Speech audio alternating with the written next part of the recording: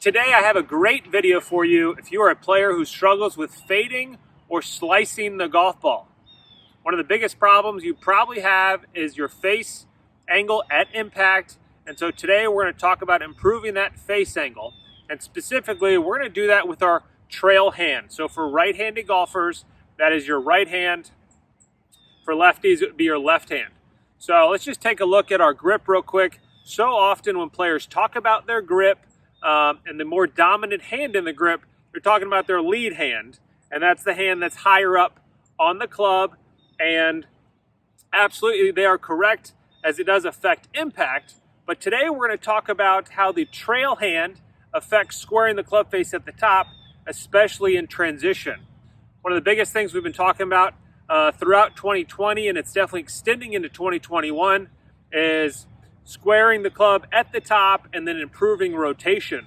So we're going to talk about how trail hand mechanics can either help or hurt you square the club face at the top. So if we're going to take a look at our grip right here, we always have your lead hand and you want your trail hand to match.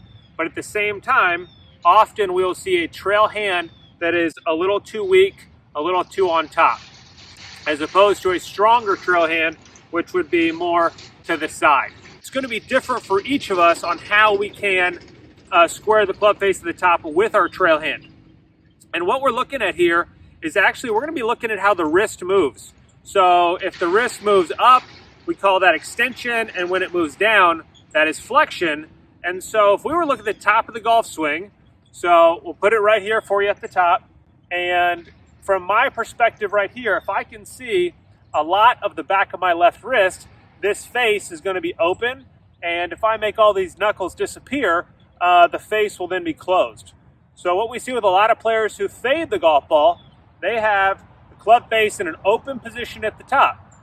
So as a coach, what we'll try to get them to do is we'll try to make these knuckles disappear from the player's perspective, and that wrist right here will be going in to flexion, while the right wrist will be going into extension. Well, if the player has a very weak grip, it's going to be hard for them to go into extension. Let me show you that. So we'll take this right hand, we'll put it on top, we'll take it to the top, and go ahead and watch what happens to this right hand as the left hand goes into flexion. So as the left hand goes into flexion, the right hand can't go further into extension. So what happens, what we're seeing is that the palm of the club is coming, the palm of the hand is coming off the club. And if the palm of the hand comes off the club, then you're going to be re-gripping it, and essentially you're just not going to allow yourself to do that. So what we're going to do is if you take your right hand, your trail hand, and you move that into a stronger position, so you're going to take your right hand, rotate it down and around to the right, then as you get to the top, even if you can see your back of your left wrist here, with the right hand in a stronger grip, you can flex your left hand down, and your right hand, as you do that, you'll notice my right palm is staying on the grip. So because of a stronger trail hand at address, as I make this move to square the club face, I do not have to worry about my right palm coming off the ground, coming off the club.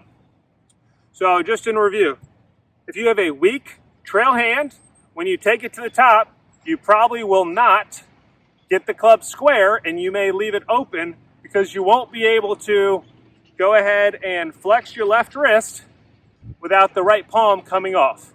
So strengthen your right hand, make those knuckles disappear from the top.